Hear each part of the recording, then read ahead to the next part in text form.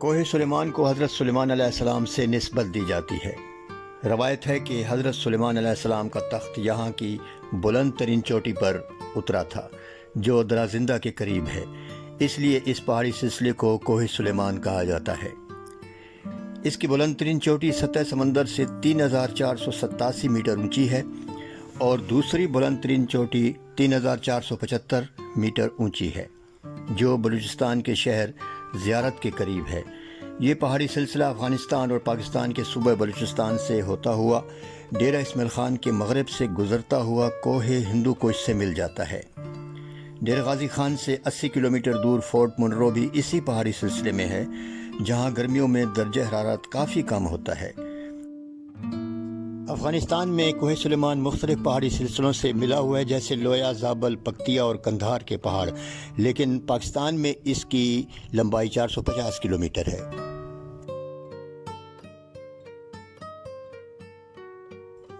تقریباً 6:30 بجنے والے تھے اور میرا خیال تھا کہ آخری گاڑی نکل چکی ہے، اب یقیناً لفٹ لے کر ہی جانا پڑے گا، لیکن اگر لفٹ مجھے مل بھی جاتی تو وہ بھی 20 کلومیٹر تک، درابن تک مجھے لفٹ ملتی، اس کے بعد بھی مسئلہ تھا۔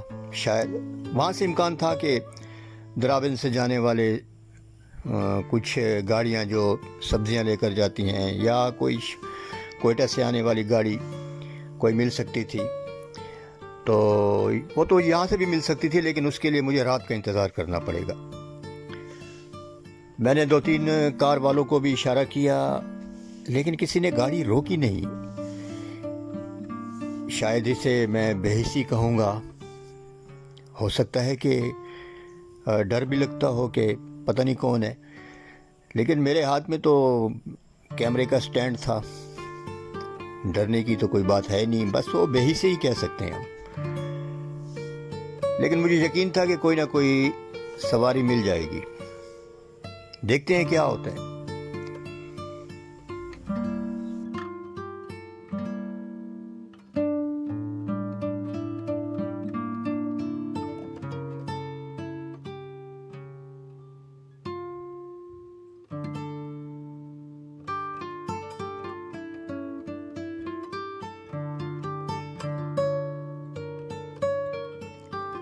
بالآخر مجھے سواری مل گئی، اوپن سواری تھی، مطلب باہر اوپر چھت نہیں تھی، اور 3-4 بندے اور بھی بیٹھے ہوئے تھے۔ شکر ہے مل تو گئی۔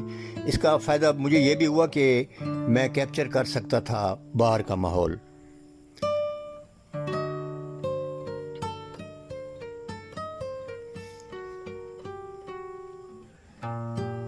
یہ جو 2 گھنٹے میں نے اس پہاڑی گاؤں میں گزارے، ان 2 گھنٹوں نے مجھے کافی حد تک ریفریش کر دیا تھا، اور میں ابھی تک اسی طلسماتی پہاڑیوں کے سحر میں ابھی تک ہوں۔ میرے میزبان بخت میر نے مجھے دوبارہ آنے کی دعوت دی ہے، اور میری بھی خواہش ہے کہ میں ایک بار پھر جاؤں اور آپ کو تفصیلی طور پر وہاں کے مزید پہاڑی سلسلوں کے بارے میں ان کی منظر کشی کر سکوں۔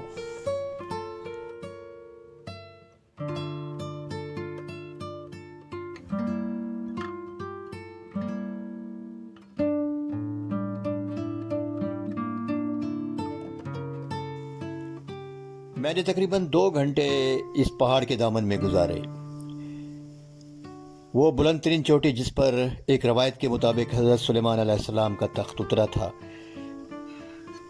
اس کو دیکھ کر میرے دل میں شدت سے خواہش ابھری کہ کاش میں اڑ کر اس چوٹی پہ پہنچ جاؤں، وہاں ٹینٹ لگا کر 3-4 دن قیام کروں، لیکن ایسا ہو نہیں سکتا۔ پہاڑ پر چڑھنا ایک بہت مشکل کام ہے۔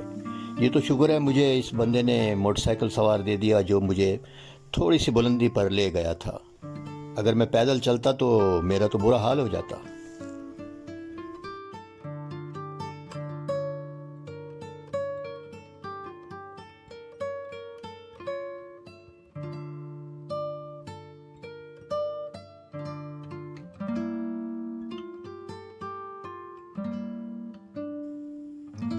گاڑی نے مجھے درابن پہنچا دیا تھا۔ اب یہاں سے نسبتاً آسان ہوگا کسی اور گاڑی کا لینا۔ یہاں سے ڈی خان جانے والی گاڑی بھی مجھے مل گئی اور میں نے اندر بیٹھنے کے بجائے چھت پہ بیٹھنے کا فیصلہ کیا۔ اب آپ راستے میں دیکھیں گے اس روڈ کے آس پاس جتنے بھی گاؤں ہیں ان کا ماحول، ان کے گھر آپ کو نظر آئیں گے۔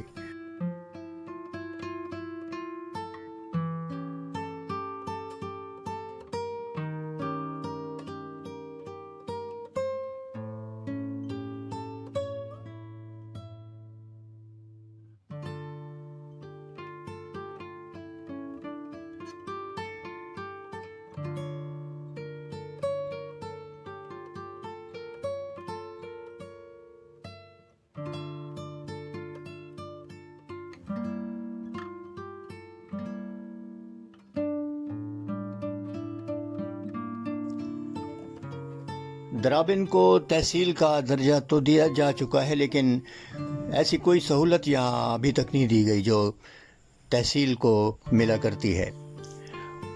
اور جہاں تک لوگوں کے مزاج کا میں آپ سے ذکر کروں تو پہاڑی درے پہ جو میں آیا، درا زندے پہ میں گیا، وہ بھی ایک قسم کا گاؤں ہی ہے، جیسے کہ یہ گاؤں ہے۔ تحصیل تو یہ بن گیا لیکن اس میں ساری وہی پرانی باتیں ہیں گاؤں والی۔ مزاج میں فرق ہے۔ وہ لوگ درا زندہ کے لوگ شیرانی ہیں، پٹھان ہیں، لیکن مخلص تو ہے، لیکن اجنبیوں سے زیادہ گھلتے ملتے نہیں۔ وہ ان کی مہمان نوازی میں تھوڑا سا تکلف ہوتا ہے۔ اور جو یہ ہے درابن اور اس کے آس پاس، یہ سرائکی بولنے والے ہیں، تو ان کا مزاج تھوڑا سا لائٹ ہے۔ یہ اجنبیوں کے ساتھ بات کرتے ہوئے بھی تکلف کو ایک سائڈ پہ رکھ دیتے ہیں، یہ اچھی چیز ہے۔ جہاں سے اب ہم گزر رہے ہیں اس جگہ کا نام کھتی ہے۔ اس کے آس پاس مطلب سڑک کے دائیں بائیں جانے بہت سارے بے شمار دیہات ہیں، اور یہ جو نہر گزر رہی ہے اس کو چشمہ رائٹ بینک کینال کہتے ہیں۔ یہ چشمہ بیراج سے آ رہی ہے اور اس کا پانی ڈیرہ غازی خان والوں کے لیے، ڈیرہ اسماعیل خان کے لوگ اس کا پانی استعمال نہیں کر سکتے، ان کے لیے ممنوع ہے۔ کیسا ستم ہے کہ ان کے علاقوں سے پانی گزرے اور وہ استعمال نہ کر سکیں۔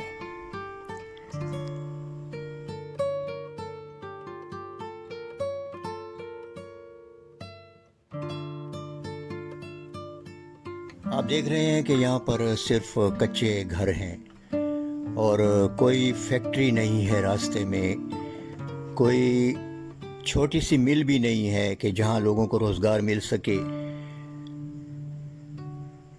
یہاں لوگ سڑک کے کنارے اپنی زمین پہ دکان بنا لیتے ہیں، وہ کرائے پہ لگا دیتے ہیں۔ اب دیکھ رہے ہیں کہ دکانیں کھلی ہیں لیکن گاہک کوئی خاص نہیں ہے۔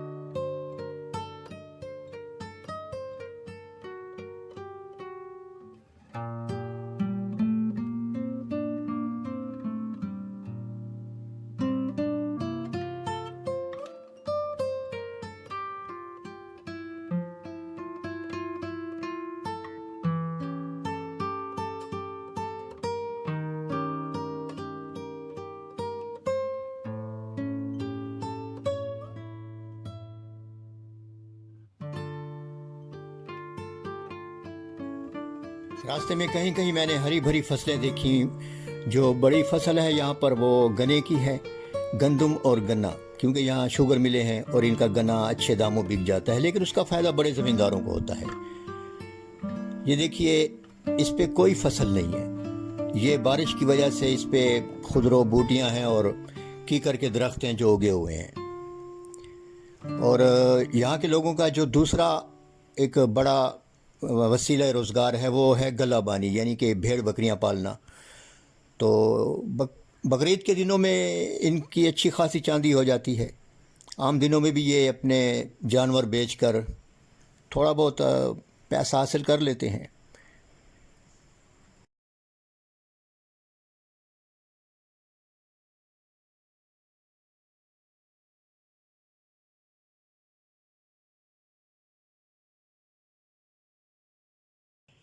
پچھلے سال آنے والے سیلاب نے یہاں خوب تباہی مچائی تھی.